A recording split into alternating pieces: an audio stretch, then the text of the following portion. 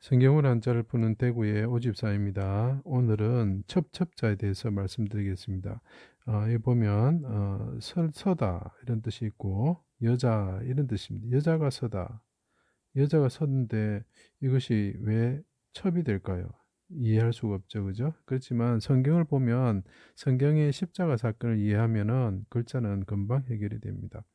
자, 여기 땅 위에 십자가 섰죠. 그 옆에 풀이 있습니다. 여기는 예수님, 십자가 예수님, 그 결국 하나님 되겠죠. 하나님으로 차용이 됩니다. 그리고 그분이 십자가에서 피를 흘리셨는데 그 곁에 풀과 같은 사람들이 서 있었다. 이렇게 이야기죠. 그래서 여자도 서 있고 군인도 서 있고 그죠? 그 옆에 사람들이 많은 종류의 사람들이 서 있었다. 그리고 그 밑에 보면은 십자가에 죽으셨는데 그분이 여자야고 부르짖으시면서 해산하는 여인처럼 부르짖으시는 분이 있었다. 그래서 그분이 해산하는 여인처럼 부르짖으시면서 하나님의 아들을 낳으셨는데 그분이 하늘에 오르셔가지고 하나님의 아들이 되셨다. 즉위하셨다. 이런 뜻입니다. 자, 그런데 이것이 왜 첩이라는 의미로 사용될까요? 해산하는 여인처럼 부르짖으시는 여자가 있으셨는데 하늘에 오르실 하나님의 아들을 낳으셨다. 이 아들, 여기 이 위자가 되겠죠? 위자가 되는데 여기 하나님이 있는데 그 사람들이 이 곁에 서 있었다. 이렇게 되는 거죠.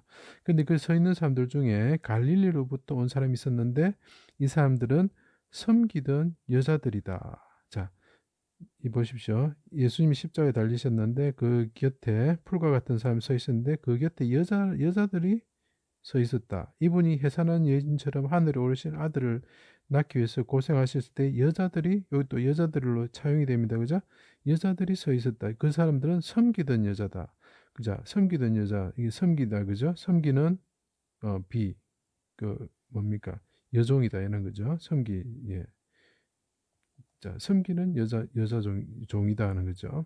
자, 그러면 이 사람이 섬기던 여자가 옛날에 그 뭐였죠? 예, 첩이었죠, 첩. 첩이라는 것은 정실 부인이 아니고 두 번째, 세 번째 부인들을 보통 첩이라고 그러죠. 그래서 이게 섬기던 여자들, 그 이제 내용이 변화된 거죠. 그런 의미로 사용될 수 있다는 거죠. 두 번째로는 곁에 서 있던, 그죠? 곁에 서 있던 사람들이 있었는데 이 여자를 이제 그 갈릴리 여자가 아니고 자 이스라엘 사람들을 여자라고 표현을 했죠. 하나님의 부인이라는 거죠. 하나님의 부인, 이스라엘 사람들. 자, 그 사람들이 뭐였습니까? 하나님을 잘 섬기는 사라와 같은 언약을 근거로 한 백성이 돼야 되는데 그 사람들이 시내산에 그러니까 즉 예루살렘을 뜻한다고 그랬습니다. 갈라디아서 보면 그 사람들이 율법에 의해 가지고 하나님을 제대로 섬기지 못하는 어 그러니까 율법을 행함으로써 뭔가 하려고 하는 언약에 근거를 하지 않고 하나님의 은혜에 근거하지 않고 살아가는 자들이 되어버리죠. 그 사람들을 하갈과 같다 이렇게 표현합니다. 십자가에 달리셔가지고 죽으셨는데 그 곁에 사람들이 있었는데 여자와 같은데 이 사람들은 하나님의 언약의 약속, 그 은혜의 약속에 근거하지 않는 하갈과 같은 여자들이다. 하갈이 뭐죠? 예, 이스마엘이고 이스마엘 낳은 사람이 이 사람 뭐라고요? 첩이다. 예, 그래서 이스라엘 백성들이 첩이라는 거죠. 자기가 정실부인인데 정실부인 역할을 못하고 첩처럼 행동을 하는 거죠. 그죠?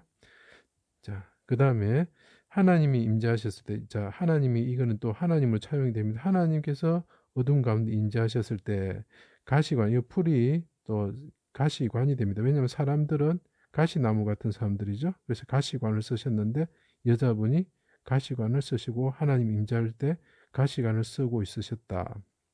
이런 뜻입니다. 부르짖는 여자가.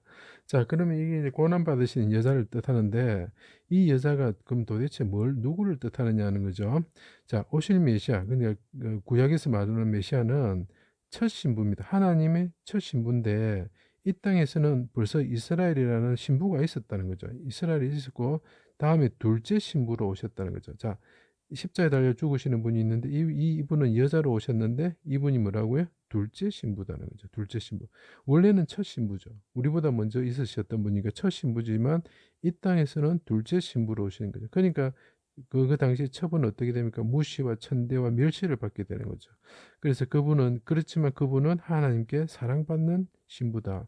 예를 들면은 여기 쭉 다 적어 놨는데 이 사람들이 보면은 첫 번째 부인이 아닙니다. 에스더가 어땠습니까? 예. 그 왕이 원래 부인이 있었죠. 그죠?